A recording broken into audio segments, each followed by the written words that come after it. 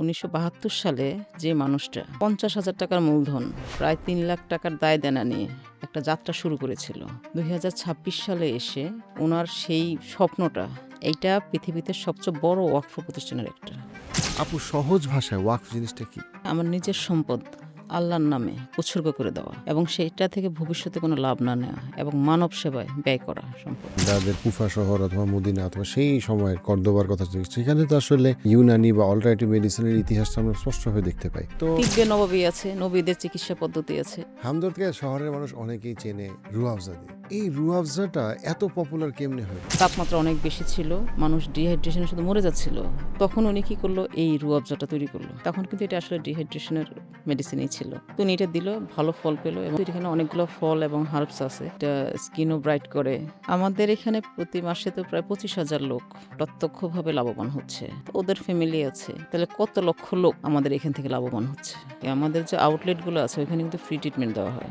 আসলে হামদর্দ বর্ণ ধর্ম সবকিছুরই ঊর্ধ্বে। প্রতি বছর আমাদের এখান থেকে যে পরিমাণ লোক লাভবান হচ্ছে প্রায় কোটির উপরে হবে। সেই সাথে বিশ্ব ইস্তেমা এবং হজ ক্যাম্পে যারা আসে ওদেরকে আমরা ফ্রি ট্রিটমেন্ট দিই। একটা মসজিদ করার জন্য সহযোগিতার জন্য হামদর্দে আসে। এইখানে শুধু মুসলমানদের ক্ষেত্রে না, আপনার হিন্দুরা যখন তাদের ধর্মীয় কোনো সহযোগিতার জন্য আমাদের কাছে আসে, বৌদ্ধরা যদি আসে সহযোগিতার জন্য, আমরা সহযোগিতা করে থাকি। আমাদের সেবা থেকে কেউ বাদ যাচ্ছে না। আপনি কি জানেন যে এশিয়ার সবচেয়ে বড় ওয়াকফের একটি বাংলাদেশে, এবং তার নাম হচ্ছে হামদর্দ? হামদর্দের গল্পটা কি? যে হামদর্দ প্রতি বছর লক্ষাধিক মানুষকে উপকার করে আসতেছে।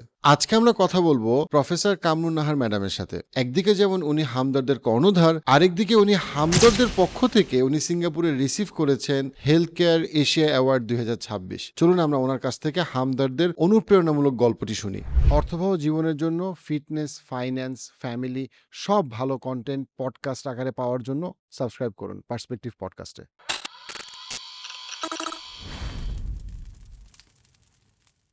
সালামু আলাইকুম প্রফেসর কামরুন নাহার, আপনি কেমন আছেন? ওয়ালাইকুম আসসালাম, আলহামদুলিল্লাহ ভালো আছি। আপনি ভালো আছেন? আলহামদুলিল্লাহ, আমি ভালো আছি। হামদর্দের মতো একটা বিশাল প্রতিষ্ঠানের আপনি কর্ণধার, এবং এত কল্যাণমূলক কাজে হামদর্দ আছে, এত কিছু সামলান কিভাবে? আল্লাহ প্রদত্ত কিছু ব্যাপার থাকে, আল্লাহর রহমতে পারছি, যতটুকু সম্ভব পারছি আর কি। আপু, হামদর্দ সম্পর্কে সাধারণ মানুষ কিছুই জানে না, এবং আমি পডকাস্টের আগে আমি যখন চিন্তা করছিলাম, মানুষ শুধু জানে যে হামদর্দ, হ্যাঁ কিছু দোকান দেখছি এরকম, তারা কিছু হ্যাঁ রুয়াবজার কথা শুনছে। বাট আসলে হামদর্দ সম্পর্কে আমি যত জেনেছি আমি তত বেশি বিস্মিত হয়েছি যে এত রকম কল্যাণমূলক কাজের সাথে হামদর্দ ইনভলভ। তো আসলে আপনি যদি একটু বলেন যে হামদর্দ আসলে কি করে? আসলে যদি বলতে হয়, হামদর্দের একটা স্লোগান আছে, নিজস্ব একটা স্লোগান, মানুষ, মানবতা এবং হামদর্দ। এই তিনের সমন্বয়ে কিন্তু হামদর্দ আসলে এগিয়ে যাচ্ছে। 1972 সালের পর থেকে এই হামদর্দ আজকে যে এখানে যে অবস্থানে দাঁড়িয়ে আছে, এটা আসলে ছিল না। হামদর্দের চিফ মুতোয়াল্লি ডক্টর ইউসুফ হারুন ভূঁইয়া, উনি এই আজকের এই যে আধুনিক হামদর্দ, সেটা এতদূর নিয়ে আসছে। এখানে তেজকুনিপাড়া ছোট্ট একটা দোকান ছিল, ছোট্ট, যেটাতে ওই যে সবাই হামদর্দ বলতে যেটা বললেন যে বুঝায় যে শুধুমাত্র বোধহয় ২-১টা হামানদিস্তা আর কিছু বোতল আর কিছু দোকান, এই নিয়ে বোধহয় হামদর্দ। আসলে হামদর্দটা শুরুটা হয়েছিল সেভাবেই। উনার একটা সাইকেল ছিল, উনি ওই সাইকেলটা দিয়ে যাই রুয়াবজা তৈরি হতো তখন, রুয়াবজা নিয়ে ওই সাইকেল দিয়েই উনি ঢাকায় যতটুকু সম্ভব উনি এটা সেল করতো। বিভিন্ন মেডিসিন যদি তৈরি হতো, খুব বেশি তখন হতো না, এই ১০০ থেকে ২০০ ফাইল মেডিসিন, যেমন এর ভিতরে ছিল সিনকারা ছিল, আর ছিল আমাদের এই সিরাপের মধ্যে ছিল রুয়াবজা, আর এরকম কিছু মেডিসিন ছিল। তো ওটা নিয়েই কিন্তু হামদর্দের যাত্রা শুরু। ছিল তখন ইউসুফ হারুন ভূঁইয়া, ৫-৭ জন লোক আর ওনার সাইকেল। আজকে হামদর্দের কতগুলা বেনিফিশিয়ারি বা কতগুলা এরকম প্রতিষ্ঠান, অঙ্গ সংস্থান? আপনাকে যদি প্রথমে যদি বলতে হয় যে হামদর্দটাকে উনি যখন উনি ওটার দায়িত্ব নেয়, তখন মাত্র ৫০,০০০ টাকার মানে সবকিছু মিলে ৫০,০০০ টাকার ইয়ে ছিল, মূলধন ছিল। আর দায়-দেনা ছিল তখন প্রায় ২.৫ লক্ষ টাকার। ওই অবস্থায় উনি এটার ভার নিজের কাঁধে তুলে নিলেন। আসলে তখন নাকি উনাকে অনেকে বলেছে, "তুমি কি পাগল?" কেন উনি কিন্তু আসলে তখন কাজ করতো পুলিশে। তো তুমি ওই চাকরি ছেড়ে দিয়ে তুমি হামদর্দে আসছো, তুমি পাগল? তখন নাকি এমডি সাহেব বলতো যে, মানে হাসতো সবার কথায়। উনি আমাকে যেটা বলেছে আরকি, সেটা তো ১৯৭২ সালের কথা। আমি যতটুকু শুনেছি উনার মুখ থেকে। তো উনি উনার এই পাগলামিটা নিয়েই উনি এগিয়ে যাচ্ছিল আরকি। তো কেউ যদি উনার বন্ধুরা আসতো, আসলে উনি তখন যেহেতু এত দায়-দেনা তখন কিভাবে এগিয়ে যাবে? বন্ধুদের কাছ থেকে ধার নিয়ে উনি ওই যে ম্যাটেরিয়ালস আনতো, এনে এটা দিয়ে ওষুধ তৈরি করতো এবং ওইটা সেল করতো। আস্তে, আস্তে এভাবে দায়-দেনা শোধ করতে, করতে আজকে উনি বাংলাদেশ হামদর্দের তো এটা আসলে আল্লাহর অশেষ মেহেরবানি এবং ওনার কষ্ট। আপনাকে আরেকটা কথাও বলি, ৭২ পরবর্তী যত সরকার বাংলাদেশে আসছে, প্রতিবারেই সবাই কিন্তু একটা টার্গেট ছিল, হামদর্দে কি হচ্ছে? হামদর্দটা আমরা আমাদের সম্পত্তি করে নিব। কিন্তু ওনারা একবারও কেউ ভাবে নাই এই হামদর্দ ডক্টর ইউসুফ হারুন ভূঁইয়া তিলে, তিলে আজকে এখানে নিয়ে আসছে। উনার কষ্ট এবং উনি একটা জমি কিনতো, উনার নামেই কিনতো। যেহেতু উনি ওয়াকিব মোতোয়াল্লি, চিফ মোতোয়াল্লি উনি, জমি কিনে উনি ওটাকে ওয়াকফ করে দিত। আপনি বলেন বাংলাদেশ আপনি বাদই দিলাম, কোথাও পাবেন না এইরকম একজন ইউসুফ হারুন ভূঁইয়া যে নিজের নামে জমি কিনে এটাকে ওয়াকফ করে দেয়। সবাই কিন্তু সবার কথা, নিজের কথা চিন্তা করে। আপু উনি ওয়াকফ কেন করতে যাবে? উনি তো নিজের নামে করতে পারতো, পরিবার ভোগ করতে পারতো, নিজের সম্পত্তি হয়তো, বড় গ্রুপ অফ কোম্পানিজ হয়তো। উনি ওয়াকফ করলে উনি তো অন্যকে দিয়ে দিল। এত বড় সম্পত্তি উনি কেন মানুষকে দিয়ে দিবে? ওয়াকফ জিনিসটা আসলে কি এবং এটা কেন দিবে মানুষকে? আসলে এই যে দক্ষিণ এশিয়াতে আপনারা বোধহয় জানেন যে হামদর্দ ৩ টা দেশে প্রতিষ্ঠিত, established। এর মধ্যে ১ম শুরু হয়েছিল দিল্লিতে। দিল্লিতে হাকিম আব্দুল মজিদ ১৯০৬ সালে উনি হামদর্দ প্রতিষ্ঠা করেছিলেন এবং তখনই কিন্তু রুয়াবজাটা শুরু হয়। উনার ২ ছেলে আব্দুল হামিদ এবং হাকিম সাঈদ। তো হাকিম সাঈদ এক পর্যায়ে উনি ইয়েতে চলে গেল পাকিস্তানে। পাকিস্তানে গিয়ে উনিও হামদর্দের প্রতিষ্ঠা করলেন ওইখানে। তো এক পর্যায়ে হাকিম সাঈদ বাংলাদেশে আসলো। ১৯৫৩ সালে উনি বাংলাদেশে আসলো। উনি এসে এখানে, যেহেতু তখন এটা ১৯৫৩ সালে এটা পূর্ব পাকিস্তান ছিল। উনার মাথায় ইয়ে হলো যে এইখানে পূর্ব পাকিস্তানে উনি কিছু করবে। তো আসলে এই ৫৩ সাল থেকে উনি মোটামুটি এখানে একটা হামদর্দের যে নামটা, শুধু নামটা বাংলাদেশের জন্য ওয়াকফ করেছে। আর কিছুই না। ৭২ সালে যখন এর ভিতরে যারাই দায়িত্ব নিয়েছিল, আসলে ওরা হামদর্দটাকে খুব একটা যে সামনের দিকে এগিয়ে নিয়ে যাওয়ার যে একটা ব্যাপার ছিল সেটা ওরা করতে পারেনি। তো এর মধ্যেই যখন এই যে দায়-দেনা জর্জরিত হয়ে গেল, তখনই আসলে আমাদের এমডি সাহেব আরকি, ডক্টর ইউসুফ হারুন ভূঁইয়া উনি দায়িত্ব নিল। তারপরে শুধুমাত্র নামটা ছিল শুধুমাত্র ওয়াকফ। আর প্রতিষ্ঠানের স্বার্থে তারপর থেকে উনাকে যে একটা নেশায় পেয়ে বসলো যে আমাকে হামদর্দ বড় করতেই হবে। তখন উনি আর উনার নিজের কথা চিন্তা করেনি। আলাদা কোনো প্রতিষ্ঠানের কথা চিন্তা করেনি। উনি ওই যে হামদর্দের জন্যই কাজ করে যেতে লাগলো। এবং প্রতিষ্ঠানের জন্যই আসলে, যেহেতু ওয়াকফ শুধুমাত্র হামদর্দ শব্দটা ছিল, এটা পরবর্তীতে ৭২ পরবর্তীতে এটা হামদর্দ ল্যাবরেটরিজ ওয়াকফ বাংলাদেশ হয়েছে। তারপর থেকে উনি কোনো কিছু কখনো সংশোধন করার কথা চিন্তা করেনি। মন প্রাণ দিয়ে শুধু হামদর্দের কথাই চিন্তা করে গেছে এবং হামদর্দকে কিভাবে বাড়াতে হবে, ওই নেশাটাই আরকি। ওই নেশা এবং মানব সেবা ২ মিলে। হামদর্দ আজকে কত মানুষ প্রতিষ্ঠান, কত মানুষ চাকরি করে? আমরা যদি সব দিক বিবেচনা করি, আমাদের হামদর্দের আপনার ৩ টা ইউনানি মেডিকেল কলেজ আছে, ইকুভিএল এমবিবিএস সমমানের। তারপরে একটা ডিপ্লোমা কলেজ আছে, একটা পাবলিক জেনারেল কলেজ আছে, এইচএসসি লেভেল পর্যন্ত। আমাদের একটা ইউনিভার্সিটি আছে এবং আমাদের এখন প্রায় ৩০০ এর মতো আউটলেট আছে আমাদের। ওই ৩০০ আউটলেট সব মিলিয়ে আমাদের প্রায়, আমরা যদি হিসাব করতে যাই, ২০-২৫ হাজারের মতো লোক কাজ করে আমাদের এখানে। এর মধ্যে আমাদের জেনারেল হসপিটালও আছে। আমাদের জেনারেল লক্ষ্মীপুরে একটা আছে। তারপরে আপনার ইয়েতে আছে, একটা গজারিয়াতে একটা জেনারেল হসপিটাল আছে। আবার বগুড়ায়ও একটা আছে। আমি যদি ভুল না করি তাহলে এই প্রত্যেকটা প্রতিষ্ঠান যে প্রফিট করে সেগুলো তো আবার এই ওয়াকফেই থাকতেছে। আরো প্রতিষ্ঠান হচ্ছে। প্রত্যেকটা প্রতিষ্ঠান যে প্রফিট যেটা করে, এটার আসলে একটা বড় মার্জিন চলে যায় আপনার মানব সেবায়। প্রায় 60% আমরা মানব সেবায় কি ব্যয় ধরনের করি। মানব সেবা মানে কোন ধরেন টাইপের কাজগুলো, কি আপনি স্কলারশিপ? বাংলাদেশে আসলে হামদর্দটা ওইভাবে আমরা আসলে প্রচারিত হয়নি বাংলাদেশে। প্রচার এবং প্রসারের একটা ব্যাপার। প্রসারিত হয়েছে ঠিক, কিন্তু প্রচারটা সেভাবে হয়নি আমাদের। বা আমরা আসলে প্রচার বিমুখ বলতে পারেন। আসলে আমাদের একটাই লক্ষ্য হামদর্দের, সেটা হচ্ছে যে মানব সেবা করা।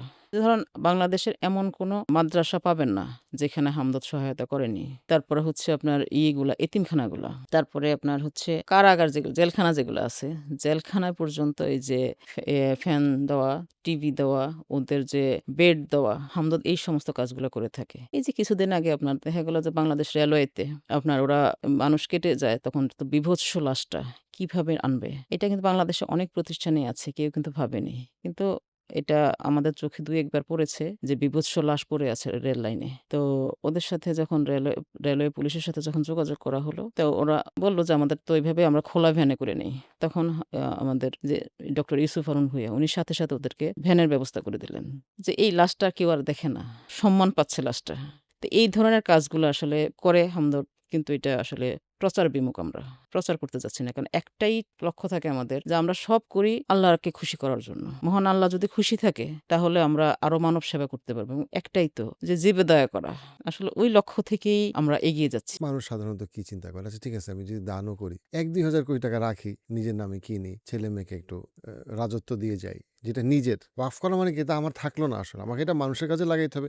হ্যাঁ, এখানে কিছু বেতন থাকতে পারে, থাকতে পারে। সেটা ঠিক আছে, যেকোনো নরম। কিন্তু আমি নিজে যেখানে করতেছি, কারণ আমি তো ব্যবসাটা জানি। আমি তো ব্যবসাটা বুঝে ফেলছি। সো মানুষ তো অনেক কিছু অনেকভাবে করে। এই জিনিসটা কেন কখনো মাথায় আসে না? এই জিনিসটা যে করে যাচ্ছে তাতে আসলে ইভেন প্যালেস্টাইনের শিশুদের জন্য অনেক হেল্প করা হইছে, বন্যায় হেল্প করা হইছে। তো কেন ওই মানসিকতাটা কখনো আসে না? আমার এমডি সাহেব যখন ভাত খেতে বসে, উনি আগে জিজ্ঞাসা করে আমার বাসার কাজের লোকদেরকে, ওরা খেয়েছে কিনা? আমিও কখনো গিয়ে দেখি না যে ওরা আমাদেরকে কি দিচ্ছে, কি খাবার দিচ্ছে। আমি যখন ওরা খেতে বসে তখন গিয়ে দেখি যে ওরা কিছু নিল কিনা, আমাকে বেশি দিয়ে দিল কিনা। আমাদের এমডি সাহেবের একটাই যে উনি তো খেতে পারে না বেশি। মানে ভাত ২ মুঠোর বেশি কেউ খেতে পারে না। তাহলে আমার সম্পদটা দিয়ে কি হবে? এই সম্পদ কোনো কাজে লাগবে? বরং আমি যদি এটা মানুষের জন্য ব্যয় করি, মানুষ লাভবান হবে, সে দোয়া করবে। তার দোয়ায় হামদা দর বড় হবে। এবং আপনি অবাক হয়ে যাবেন, উনি প্রতিদিন রাত ৩:৩০ ৩টা থেকে ৩:৩০ উঠে তাহাজ্জুদ পড়ে। তো যখন উনার সাথে আমি তাহাজ্জুদ পড়ি তখন তো পড়ি। কিন্তু যখন পড়ি না তখন আমি শুনি উনার দোয়াগুলা। তো উনি হামদর্দ নিয়েই দোয়া করতে থাকে প্রায় ২০ থেকে ২৫ মিনিট। এটা সত্যি কথা যেটা আমি আমার বাবা-মাকেও দেখিনি কখনো আমার জন্য বা অন্য সন্তানদের জন্য বা আমিও আমার সন্তানদের জন্য এতক্ষণ দোয়া করি না কখনো। এটা স্বাভাবিক ১ বার বা ২ বার দোয়ায় আসে। কিন্তু উনি এই কাজটা এতদিন যাবৎ আমি একটা দিন উনার ভুল হয় না। উনি শুধু হামদর্দ নিয়ে হামদর্দের এই যে এমপ্লয়ি যারা আছে ওদের জন্য দোয়া করে আল্লাহর কাছে পানা চায় এবং প্রত্যেকের যেন একসাথে সবাই বেহেশতে যেতে পারে। এই দোয়াটা প্রতিদিন উনি করে। তো এটা কি আপনার কাছে মনে হয় যে কোনো যদি ঐশ্বরিক কোনো না থাকে তাহলে একটা মানুষের পক্ষে এভাবে প্রতিদিন তার এমপ্লয়ির জন্য দোয়া করা সম্ভব? ১৯৭২ থেকে ২০২৬ এর মধ্যে অনেক সরকার আসছে, অনেক রকম দেশের অবস্থা হয়েছে, অনেক কিছু বদলাই গেছে। তো এখন এত বড় একটা ওয়াকফ, সবাই তো চিন্তা করে যে কুনজর দেয়। এইটা কিভাবে প্রতিহত করে একটা ওয়াকফ এত বড় হইল? আসলে ওই যে একটা কথা, আমি একটা কথাই বলব যে আসলে কুনজর প্রতিবারই আসে। যখনই সরকার চেঞ্জ হয় আসলে আমরা একটা টেনশনে থাকি। এই বুঝি না জানি কি আসবে আবার। কোন ঝড় কোন দিক দিয়ে আসবে। যে বাংলাদেশের একমাত্র ভাগ্যবান লোক কিন্তু ইউসুফ হারুন ভূঁইয়া। উনাকে ট্রাইব্যুনালে নেওয়ার চেষ্টাও করছিল কোন এক সরকারের আমলে। আল্লাহর মেহেরবানিতে এবং উনার এমপ্লয়িদের দোয়ায় এবং সাধারণ মানুষের জন্য উনি যা করে উনি সেখান থেকে ফিরে আসছে। তো এখানে একটা কথাই বারবার উঠে আসে যে উনি তো সবকিছু খেয়ে ফেলছে। তো উনি যদি খেয়েই ফেলতো তাহলে এই টাকাটা কোত্থেকে আসলো? এবং উনার লাইফস্টাইল এত সাধারণ আপনি কল্পনা করতে পারবেন না। আর এখানে প্রতিবারই দেখা হয় এবং ওই যে আল্লাহর অশেষ মেহেরবানি থাকে, বারবার আমরা এটা থেকে ফিরেও আসি।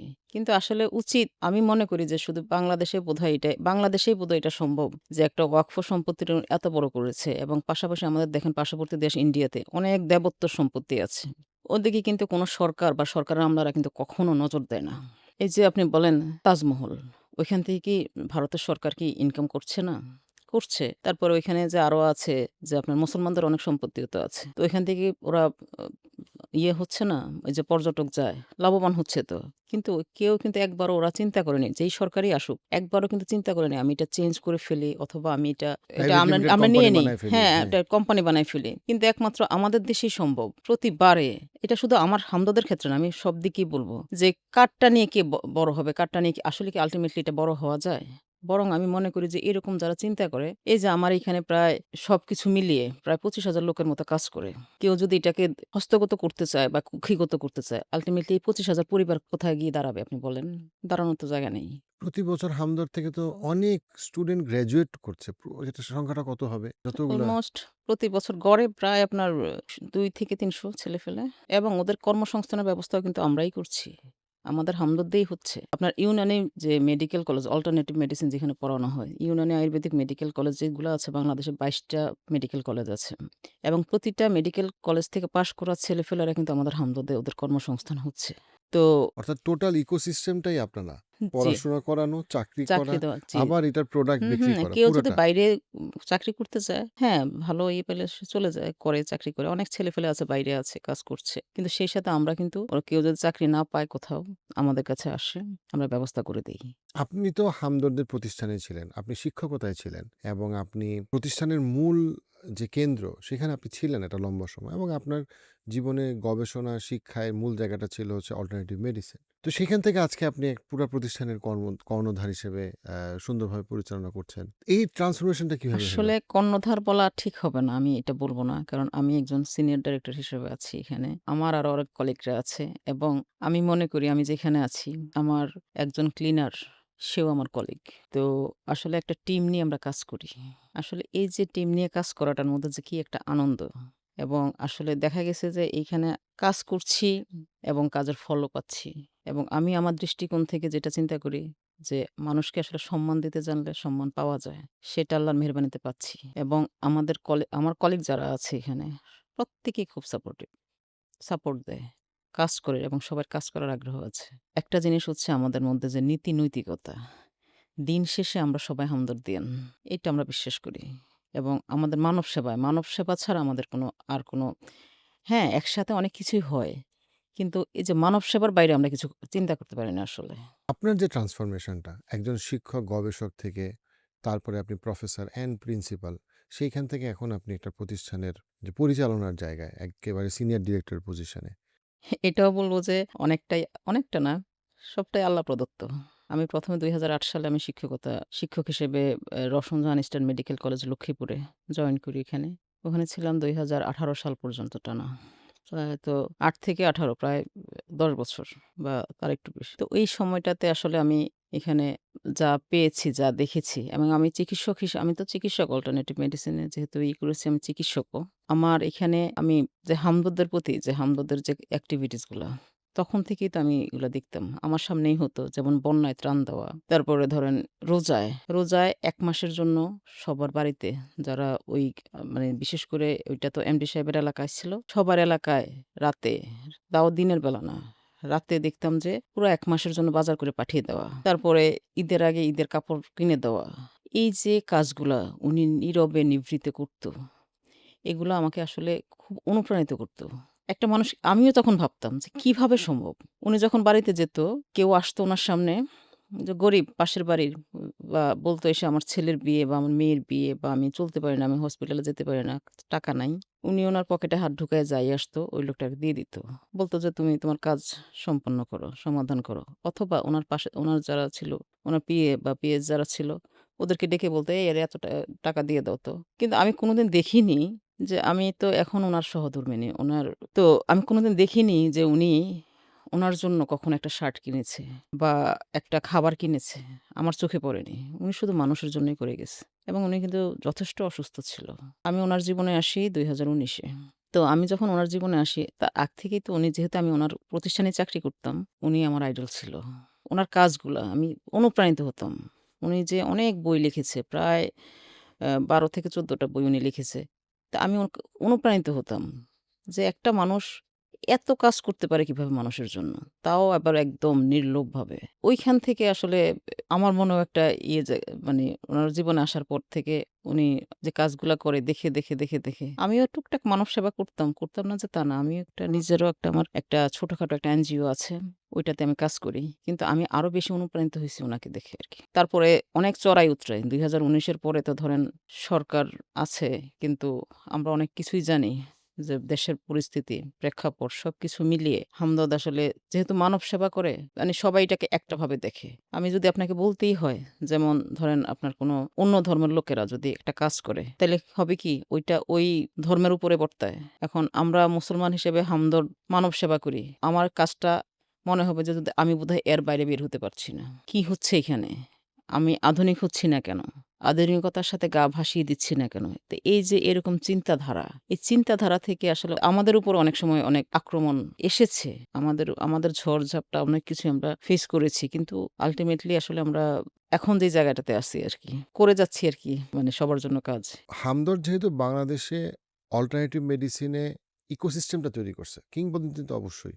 এবং আপনি নিজে একজন চিকিৎসক, গবেষক, শিক্ষক। আমাদের শিক্ষিত সমাজ অল্টারনেটিভ মেডিসিন শুনলেই তারা মনে করে কি না কি অবৈজ্ঞানিক নানা কিছু। কিন্তু আমরা যখন সিঙ্গাপুরে বা রিসেন্টলি চায়নাতে গেছিলাম, আমি দেখছি ওরা অল্টারনেটিভ মেডিসিনে ওরা অনেক উন্নত। এবং তারা কিন্তু এটাকে কখনোই কি বলবো আমাদের দেশের শিক্ষিত সমাজ যেভাবে ভুরু কুঁচকায়, ওইভাবে ভুরু কুঁচকায় না। আপনার কাছে কি মনে হয় যে আমাদের শিক্ষিত সমাজের কোন জিনিসটা অল্টারনেটিভ মেডিসিন সম্পর্কে জানা দরকার যেটা তারা জানে না? হ্যাঁ, আমি যদি বলতে হয়, আমি সবাইকে বলব যে আপনার যদি হামদর্দ সম্পর্কে জানতেই হয়, তাহলে প্রথমে আপনারা হামদর্দে আসেন। হামদর্দ ফ্যাক্টরিতে যান, হামদর্দ বিশ্ববিদ্যালয়ে যান। কারণ আমি একটা বিষয় নিয়ে কথা বলবো। কথা বলতে গেলে আপনি যে এই যে উদাহরণ দিলেন জাপান কিংবা চায়নাদের কথা। উনারা কিন্তু খুব সহজে একটা ব্যাপার নিয়ে মন্তব্য করে না। আর আমরা আমাদের দেশে শিক্ষিত বলতে কি বুঝি? আমার দেশে যেটা দেখি আমি আসলে এটা বলা আমার ঠিক হচ্ছে কিনা আমি জানি না। আমাদের দেশে শিক্ষিত বলতে আমি বুঝি যে আল্ট্রা মডার্ন কিছু পোশাক-আশাক, সুন্দরভাবে কথা বলতে পারা, প্রত্যেকটা ভাষার সংমিশ্রণ একসাথে করে কথা বলা, আর হচ্ছে মানুষকে হেয় করা। আমার দেশের শিক্ষার যে মূল তত্ত্বটা কিন্তু এটাই, আমি যেটা বুঝি। কিন্তু আসলে কি শিক্ষা এটা? আপনি চায়নাতে এই যে অল্টারনেটিভ মেডিসিনটা, এটা এত বেশি সমাদৃত। ওরা কি করে বহির্বিশ্বে ওরা এক্সপোর্ট করে কেমিক্যাল যুক্ত মেডিসিন। ওরা নিজেরা কিন্তু খায় ভেষজ। প্রত্যেকটা উপাদান এরা কিন্তু এই হার্বাল মেডিসিনটাই ওরা নিচ্ছে। জাপানও একই কালচার। কিন্তু আমাদের দেশে আমাদের কালচারটা হচ্ছে কি জানেন? আমাদের দেশে এত স্বয়ংসম্পূর্ণ আমরা, এই যে বিশেষ করে আমাদেরই প্রায় ৪০০ টার মতো প্রোডাক্ট আছে। আমরা এত স্বয়ংসম্পূর্ণ এবং আমরা যত রকমের আধুনিক মেশিনারিজ আছে আমার হামদর্দে আছে এবং হাতের ছোঁয়া ছাড়াই কিন্তু প্রত্যেকটা মেডিসিন প্রস্তুত হচ্ছে। কিন্তু আমাদের দেশের লোকেরা ভাবে যে আমি এই মেডিসিনটা খাবো? আমার কি স্ট্যাটাসে যায় এটা? এখন আমি এটা খেলে আবার আমার পাশের লোকে কি বলবে? ওই যে করিতে পারি না কাজ সদা ভয় সদা লাজ পাশের লোকে কি বলে? এইরকম আরকি। আমার পাশের লোকে কি বলবে? আমি এটা নিতে যাবো? ওদের আউটলেটে ঢুকবো আমি? আমি এই মেডিসিনটা খাবো? আমার তো যাওয়ার কথা বড় হসপিটালে। কিন্তু হসপিটালে গিয়ে কি হচ্ছে? হসপিটালে ওরা কি মেডিসিন পাচ্ছে? এটা কিন্তু ওরা আসলে দেখে না। মানুষ আসলে কাগজে কলমেই শিক্ষিত। আসলে আমরা কিন্তু মেধা দিয়ে কখনো চিন্তা করি না। আসলে কি নেওয়া উচিত, কি নেওয়া উচিত না। আমার শরীরের জন্য কোনটা ভালো হবে। তবে এখন আমার কাছে মনে হয় এটা একটা পরিবর্তন আসছে। ইভেন করোনা পরবর্তী সময়ে বাংলাদেশে এবং সারা পৃথিবীতে ইভেন আমেরিকাতেও হার্বাল মেডিসিন অথবা অল্টারনেটিভ মেডিসিনের ব্যাপারে মানুষের এখন আগ্রহ আগের থেকে অনেক বাড়ছে। মানুষ এখন প্রকৃতির কাছে অনেক বেশি যেতে চায়। প্রকৃতির কাছ থেকে সে চিকিৎসাকে খোঁজে রাদার দেন শুধুমাত্র ফার্মাসিউটিক্যাল অথবা হাসপাতালে। এই যে কোভিড সিচুয়েশনের কথা যেহেতু বললেন, কোভিডে আমাদের এখানে ২০২০ থেকে শুরু হয়েছিল তো ২০২০ এ। ২০২০ থেকে তার পরবর্তী সময়ে আল্লাহর মেহেরবানিতে আমার হামদর্দের একটা লোকও কিন্তু মারা যায়নি কোভিডে, করোনাতে। কারণ হচ্ছে আমরা প্রত্যেকেই আমাদের তখন একটা আমি এটা করেছিলাম। আমাদের একটা প্যাকেজ ছিল। আমাদের প্যাকেজটা মাত্র ৳২০০ ছিল। এটা ছিল ওই ভাপ নেওয়ার জন্য একটা কুলজম, একটা চাদুরি আর হচ্ছে একটা ফেবনিল, জ্বরের জন্য একটা মেডিসিন আর কাশির জন্য একটা। এই ৩ টা মেডিসিন দিয়ে একটা প্যাকেজ মাত্র ৳২০০। এবং আমি নিজে আপনার সিলেটে, তারপরে হচ্ছে চিটাগংয়ে, তারপরে হচ্ছে আপনার লক্ষ্মীপুরে প্রায় ৬ থেকে ৳৭ লক্ষ টাকার মেডিসিন কিনে আমি কি করতাম, আমার টিম ছিল। আমার এখনো কিছু আমার জায়গায় টিম কাজ করে, ছেলেপেলেরা কাজ, স্বেচ্ছাসেবক। ওরা যাদের করোনা আছে ওদের বাড়ির সামনে গিয়ে ওই মেডিসিনটা দিয়ে আসতো। এবং আল্লাহর মেহেরবানিতে আমার কিন্তু একজন লোকও মারা যায়নি হামদর্দে। আমাদের এত লোকের মধ্যে কোভিডে কেউ মারা যায়নি। কোভিড করোনায় আক্রান্ত হয়ে কেউ মারা যায়নি। কিন্তু আপনি পাশাপাশি দেখেন অ্যালোপ্যাথিক ইয়েতে ট্রিটমেন্ট নিয়ে কতজনটা কত হাজার ডাক্তার মারা গিয়েছে ওই সময়টাতে। প্রায় ১০,০০০ এর মতো। তো আসলে এই যে একটা ব্যাপার যে আমাদের মেডিসিনটা আমাদের একটা শক্তি ছিল। আমাদের সবার পকেটে তখন একটা কুলজম থাকতো। কুলজমটা দিয়ে কি করতো যে ভাপ নিত হালকাভাবে। তখন কিন্তু ওরা কাজে ঝাঁপিয়ে পড়েছিল। বাংলাদেশে বোধহয় একমাত্র প্রতিষ্ঠান হামদর্দি ছিল যে ওই সিচুয়েশনটাতে এমপ্লয়িদের বেতনটা ঠিকমতো দিতে পারছে। কারণ আমাদের মনোবল ছিল মহান আল্লাহ আমাদের সাথে আছে এবং উনি ঠিক করেন জীবন এবং মৃত্যু। আর মেডিসিনটা উনার দেওয়াই এবং আমরা এটা সবাই শক্তিতে মানে শক্তি মনে করে আমরা সাথে রাখতাম এবং সবাই আমরা কাজে বেরিয়ে গেছি আমরা। তো আল্লাহর মেহেরবানিতে আমাদের বিশাল সফলতা আসছে এবং তারপর থেকেই আমাদের যে হামদর্দের যে মেডিসিনটা, এটার প্রতি আমাদের যে এমপ্লয়ি যারা আছে এদের যেমন একটা আস্থা আসছে এবং ওই সময়টাতে যারা আমাদের মেডিসিনটা নিয়েছিল, সেবাটা নিয়েছিল, ওদেরও একটা আস্থা আসছে হামদর্দের উপরে। এটা বলা যায় যে অনেকটা পরিবর্তন হয়ে আসছে। এটা বলার অপেক্ষা রাখে না। এখন বাংলাদেশে প্রায় অনেক লোকই আপনার আমাদের মেডিসিন নিচ্ছে, গ্রহণ করছে। আমাদের ইসলামিক ইতিহাসে যদি আমরা দেখি তাহলে তো আমরা যদি বাগদাদের কুফা শহর অথবা মদিনা অথবা সেই সময়ের কর্দোবার কথা দেখি, সেখানে তো আসলে ইউনানি বা অল্টারনেটিভ মেডিসিনের ইতিহাসটা আমরা স্পষ্টভাবে দেখতে পাই। যেখানে প্রথম ইসলামের দর্শন থেকে যে প্রথম হাসপাতালগুলো তৈরি করা হয়েছে সেখানে তো প্রকৃতি থেকে চিকিৎসা সেটার তো তিব্বে নববী আছে, নবীদের চিকিৎসা পদ্ধতি আছে। এই যে তিব্বে নববী, নবীদের চিকিৎসা, এটা তো সরাসরি আল্লাহ প্রদত্ত। সরাসরি আল্লাহ প্রদত্ত। তো আমরা তো এই যে আপনার ইউনানি মেডিসিনটা, আমাদের ইউনানি মেডিসিনটা কোত্থেকে আসছে? আমার ইউনান শহর থেকে, গ্রিকের ইউনান থেকে ইউনানি মেডিসিন আসছে। তো ইউনান থেকে ইউনানি, তো এটার সম্মানার্থে আমরা কিন্তু এটা চেঞ্জ করিনি নামটা। ইউনান থেকে আসছে বিধায় আমরা এখনো ইউনানি নামে এটাকে ডাকি। আমরা কিন্তু অনেক নাম দিতে পারতাম এটার। কিন্তু আমরা করিনি এটা। তারপর আয়ুর্বেদ আসছে ভারতবর্ষ থেকে। চরক, সুশ্রুত এরা এটা করেছে। কিন্তু আপনি দেখেন অ্যালোপ্যাথিক মেডিসিনটা, এই ইউনানি মেডিসিনটাই একটা সময়ে ইয়েতে গিয়েছিল জার্মানে। সেখানে ওরা এটাকে অ্যালোপ্যাথিক নাম দিয়েছে, আধুনিক করেছে। এভাবেই আসছে আরকি। আমরা যদি আমাদের মানসিকতা পরিবর্তন করতে না পারি, শিক্ষিত বলি আমরা নিজেদেরকে, মানসিকতা যদি পরিবর্তন করতে না পারি, আসলে আমরা সুস্থ থাকবো না এবং একটা সুস্থ সমাজও আমরা কখনো তৈরি করতে পারবো না। হামদর্দকে শহরের মানুষ অনেকেই চেনে রুয়াবজা দিয়ে। রমজান আসলে রুয়াবজা। তো এই রুয়াবজাটা এত পপুলার কেমনে হইলো? আমি জীবনে রুয়াবজার অ্যাড দেখছি খুবই পরে। কিন্তু আমি দেখছি যে বাসায়, বাসায় রুয়াবজা। আর কোকা-কোলার মার্কেটিং বাজেট যদি বছরে ৳১০০ হয়, রুয়াবজার মনে হয় ৳২ বা তারও কম। মানে মার্কেটিং বাজেট। কিন্তু রুয়াবজা এতটা পপুলার কিভাবে হয়ে গেল? ওই যে আবার ফিরে আসতে হয় আমাকে ডক্টর ইউসুফ হারুন ভূঁইয়া। বাংলাদেশের কথা যদি বলি, যেমন দিল্লিতে যখন রুয়াবজা শুরু হয়েছিল, হাকিম আব্দুল মজিদ যখন রুয়াবজাটা শুরু করেছিলেন, উনি কিন্তু তখন প্রচণ্ড রকম তাপদাহ ছিল দিল্লিতে। তাপমাত্রা অনেক বেশি ছিল। মানুষ ডিহাইড্রেশনে শুধু মরে যাচ্ছিল। ডায়রিয়া দেখা দিচ্ছিল, অন্যান্য রোগ দেখা দিচ্ছিল। তখন উনি কি করলো? এই রুয়াবজাটা তৈরি করলো সিরাপ হিসেবে। তখন কিন্তু এটা আসলে ডিহাইড্রেশনের মেডিসিনই ছিল। তো উনি এটা দিল, ভালো ফল পেল এবং সবাই করলো যেহেতু এখানে অনেকগুলো ফল এবং হার্বস আছে। তো ওখান থেকে মানে আপনার দেখা গেছে যে এটা স্কিনও ব্রাইট করে, তারপরে হচ্ছে খাবার আগ্রহ তৈরি করে এবং অন্যান্য যে চর্মরোগগুলো আছে এগুলো কিন্তু আপনার লম্বা করে, চুল পড়া রোধ করে। এই সমস্ত ইয়েগুলো যখন মানুষ দেখলো, সর্বোপরি রুয়াবজা যত খাচ্ছে মানুষ, আছে রুয়াবজা যারা প্রতিদিন খায়, ওদের কিন্তু বয়স বাড়ে না। বয়সটা ধরে রাখতে পারে রুয়াবজা। মানে অ্যান্টি এইজিং হ্যাঁ, এলিমেন্ট অ্যান্টি আছে। এজিং হিসেবে। তো এই যে একটা জিনিস রুয়াবজাতে আছে। তো এটা কিন্তু আপনার এটা যারা খায় তারা কিন্তু এটার একটা পেয়ে যায়। একটা মানে একটা মজা পেয়ে যায় এটাতে যে আমি তো অনেক দিকেই লাভবান হচ্ছি। এটা ধরলে আর ছাড়ে না আরকি, এরকম আরকি। কিন্তু আবার অনেকে আছে যে বাংলাদেশের মুসলমানরা আপনি যদি খেয়াল করেন যে ওদের কাছে একটা হচ্ছে রুয়াবজা কিন্তু খাওয়াটা সুন্নতের পর্যায়ে চলে গেছে। রোজায় সবাই রুয়াবজা খায়। রুয়াবজা না খাওয়াটা এটা কেমন জানি রোজার সাথে আসলে যায় না বাংলাদেশের ইয়েটা। ওই আরকি ধর্মীয় একটা অনুভূতি আছে এখানে। আমি কিন্তু আসলে ধর্মের তো কিছু নাই। জাস্ট এটা করে নিছে আরকি মানুষ মানুষের না, মতো আমরা করে। যদি এভাবে চিন্তা করি যে একদিকে রুয়াবজা আরেকদিকে ধরেন কোক, সেই ক্ষেত্রে তো রুয়াবজা অনেক বেশি স্বাস্থ্যকর নিঃসন্দেহে। সেটা অনেক বড় একটা পয়েন্ট যেটা মানুষ আমার কাছে মনে হয় মিস করে যে রুয়াবজা যখন তৈরি করা হয়েছিল সেটার স্বাস্থ্যকর ওই পার্টটা অনেক বেশি ইম্পর্টেন্ট ছিল রাদার দেন কোকের মতো সেটা আপনাকে একটা ফিল করাবে ইমিডিয়েটলি যেটা আপনার জন্য স্বাস্থ্যকর না।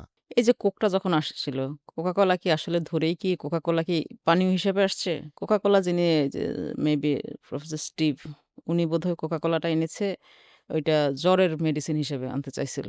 তো উনি এখানে মিনারেল ওয়াটার এড করতে চাইছিল ওই কেমিক্যালটাতে। ওইটাতে উনার যে সহকারী যে ছিল সে বোধহয় কার্ব এনে সোডা বাইকার্ব দিছে। এটা এড করলো আর কোকা-কোলা হয়ে গেল। পরে উনি এটা দেখলো যে স্বাদটা দেখলো যে এটা একটু ডিফারেন্ট। উনি কি করলো তখন এটা পানীয় হিসেবে করা শুরু করলো। রুয়াবজাটা এসেছে কিন্তু আসলে জীবন রক্ষাকারী হিসেবেই। পানীয় ছিল, জীবন রক্ষাকারী উপাদান হিসেবে এসেছিল এটাতে। এটা শরবত হিসেবে এসেছিল, জীবন রক্ষাকারী শরবত। এখন যদি আপনি বলতে যান, আপনি কখনোই নিশ্চয়ই রোজায় সারাদিন রোজা রাখার পরে ১ গ্লাস কোক খাবেন না। কেন আপনি ভালো করেই জানেন, আপনি স্বাস্থ্য সচেতন, আপনি ভালো করেই জানেন। আনফরচুনেটলি অনেকে খায়। হ্যাঁ, আমি সেটাতে আসছি। তো আপনি ভালো করেই জানেন যে এটাতে আসলে আর কি হইতে পারে। কিন্তু আমি বললাম না আমি আমি আধুনিক স্বাস্থ্যে যাই। আমি আধুনিক স্বাস্থ্যে গিয়ে আমি সব ছেড়ে দেই। তখন আমি কি করি? রুয়াবজার বদলে আমি কোকটাই হাতে নেই। তাইলে আমাকে মানুষ স্মার্ট বলবে। হয়তোবা। এরকম অনেক মেন্টালিটি কাজ করে তো। সবাই তো আর একরকম না। আপনি একটা চমৎকার আম্রপালি প্রজেক্ট নিয়ে আসতেছেন, সেই প্রজেক্টটা সম্পর্কে যদি একটু বলেন। আসলে আম্রপালিটা হচ্ছে আমাদের বাংলাদেশ হামদর্দের এটা আবেগ। এটা এইজন্য বাংলাদেশে দেখেন যেখানেই যাবেন আপনি, সবাই সব ফল খায় না। কিন্তু আম খায় না এমন মানুষ আপনি পাবেন না। কিন্তু আমের সিজন যখন চলে যায়, বেসিক্যালি আম্রপালির একটা সময় থাকে ১ মাস থাকে মাত্র আমের সিজনে। ১ মাস মাত্র আম্রপালির সিজনটা। ওই সময়টাতে দেখা গেছে যে আপনার মানুষ যাই কিনে খায়, তারপরে আর পায় না। এবং আমই থাকে না। এবং এখন দেখেন অনেক রকমের বহুজাতিক আম বাংলাদেশে পাওয়া যাচ্ছে। এখন ইম্পোর্ট করে মানুষ। কিন্তু ওই আমের স্বাদ কিন্তু বাংলার এই আম্রপালির সাথে যায় না। তো আমাদের ডক্টর ইউসুফ হারুন ভূঁইয়া উনি আসলে চিন্তা করলো যে আসলে এই আমটাকে কিভাবে ধরে রাখা যায়। আসলে ওই চিন্তা থেকেই মানে মানুষের চাহিদা এবং ইউসুফ হারুন ভূঁইয়ার চিন্তাধারা ২ টা থেকেই যে মানুষকে সারা বছর আমরা কিভাবে আম খাওয়াতে পারি। আসলে এই থেকেই আমাদের এই আম্রপালিটা আম্রপালি আমরা কবে থেকে কিনতে পারবো? আমরা বাজারে এভেইলেবল আম্রপালি এখন। আচ্ছা। এখন অ্যাভেলেবেল আম্রপালি পাওয়া যাচ্ছে এবং আপনার আরেকটা ব্যাপার হচ্ছে আম্রপালিটা খুব সহজেই আপনি তৈরি করতে পারতেছেন। আপনার বাসায় গেস্ট আসলো, কি করবেন হঠাৎ করে? আপনি শুধু ১ গ্লাস পানি নিবেন, একটু আম্রপালি মিশাবেন, চিনি এড করা লাগে না। আম্রপালির সবচেয়ে হলো এটা সবচাইতে মিষ্টি আম্রপালি। এটাতে প্রায় আমাদের যে আমের সুগার হচ্ছে ৭৬% আর বাকিটা করা হয়েছে। তো ওই যে এই সুগারটাতেই আপনার ইয়েটা মিষ্টি করে ফেলে। এক্সট্রা চিনি মিশানো কিচ্ছু লাগবে কিছু? করা লাগে না। শুধুমাত্র একটু পানি আর একটু আম্রপালি। ওটাতেই আপনি আমের স্বাদ পেয়ে যাচ্ছেন। এটাতে এতটা এনার্জি আপনি ১ গ্লাস খেলে আপনি সারাদিন আপনি কিছু না খেয়েও থাকতে পারবেন। তো হামদর্দের ফিউচার ভবিষ্যতে এত অনেক বড় হইল। আপনি গত ৪-৫ বছর ধরে পার্টিকুলারলি অনেক বেশি ইনভলভড আগের থেকে। কর্ণধার হিসেবে সামনে আর কোন জিনিসগুলা বা কোন ভিশনটা আপনাকে খুব কি বলবো উৎসাহিত করে? আসলে আমাদের তো যদি আল্লাহ চায়, কারণ আল্লাহই তো উত্তম পরিকল্পনাকারী। আর এই প্রতিষ্ঠানটাও মহান আল্লাহর। উনার নামে উৎসর্গ করা। উনি যদি চায় আমরা এটাকে আসলে এমন একটা জায়গায় নিয়ে যেতে চাচ্ছি। যেমন হামদর্দে আগে যেটা ছিল সবাই ভাবতো যে হামদর্দ বোধহয় কয়েকটা দোকান আর কয়েকটা বোতলের সমন্বয়। আর কিচ্ছু নাই এখানে। কিন্তু আমাদের এখানে যে চিকিৎসকরা আছে ওরা উম বেশিরভাগ ইয়েরাই কিন্তু একিউভিএল এমবিবিএস করা। এবং আপনার আরেকটা আছে পাশাপাশি ওনারা আরো উচ্চতর ডিগ্রি আছে অনেকের। আমরা যেটা করেছি এখন আমাদের কনজিউমারটা আমরা নিয়ে আসছি। এই বছরই নিয়ে এসেছি।